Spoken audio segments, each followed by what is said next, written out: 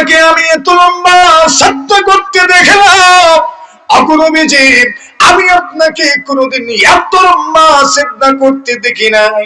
কারণটা কি একটু বলবেন কি রাসূল সাল্লাল্লাহু আলাইহি ওয়াসাল্লাম আল্লাহর নবীর সাহাবী আব্দুর রহমান ইবনে আওফ বলেন, রাসূলকে এত লম্বা সিজদা করতে আমি দেখলাম, নবীজিকে যতদিন থেকে চিনি জানি এত লম্বা সিজদা আমি করতে দেখি নাই।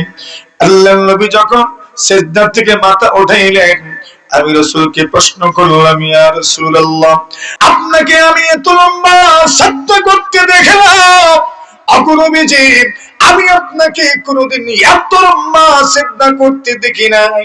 কারণটা কি একটু বলবেন কি রাসূল সাল্লাল্লাহু আলাইহি ওয়াসাল্লাম বলেন, এরে আব্দুর রহমান ইবনে আওফ আমি যখন তোমার বাগানের ভিতরে প্রবেশ করলাম, এই মুহূর্তে জিবরিল আমিন আলাইহিস সালাতু ওয়াসসালাম আমার কাছে আসলেন।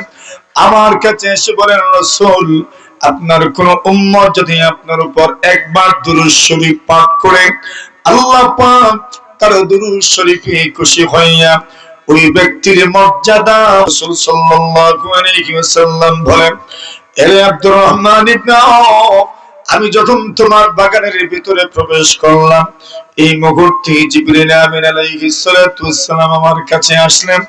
আমার কাছে এসে বলেন, রাসূল আপনার কোন উম্মত যদি আপনার উপর একবার দুরূদ শরীফ পাঠ করে, আল্লাহ পাক তার দুরূদ শরীফে খুশি হইয়া ওই ব্যক্তির মর্যাদা, মর্তবা, সম্মান 10 গুণ আল্লাহ পাক বৃদ্ধি করে দেন।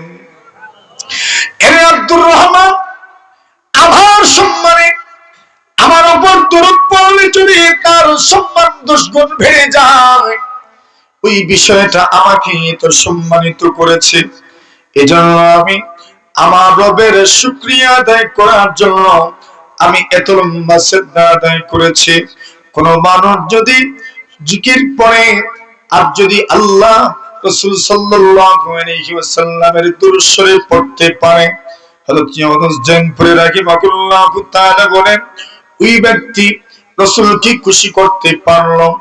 আর যে ব্যক্তি রাসূলকে খুশি করতে পারবে, মহান আল্লাহ পাক তার উপর খুশি হয়ে যাবেন। সুবহানাল্লাহ। তাহলে দুরূদের মাধ্যমে রাসূলকে খুশি করতে হবে।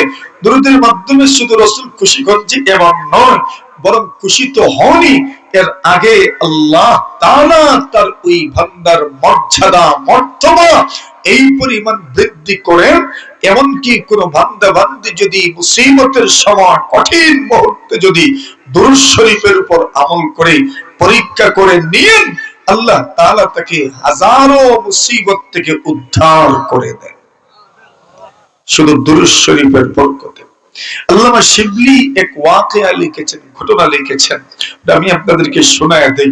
এটা একটা স্বপ্নের কথা। স্বপ্নে তো কত কিছুই কত মানুষ দেখে, এই সবগুলোর যে সহজ ব্যাখ্যা আপনি দিতে পারবেন এমন নয়।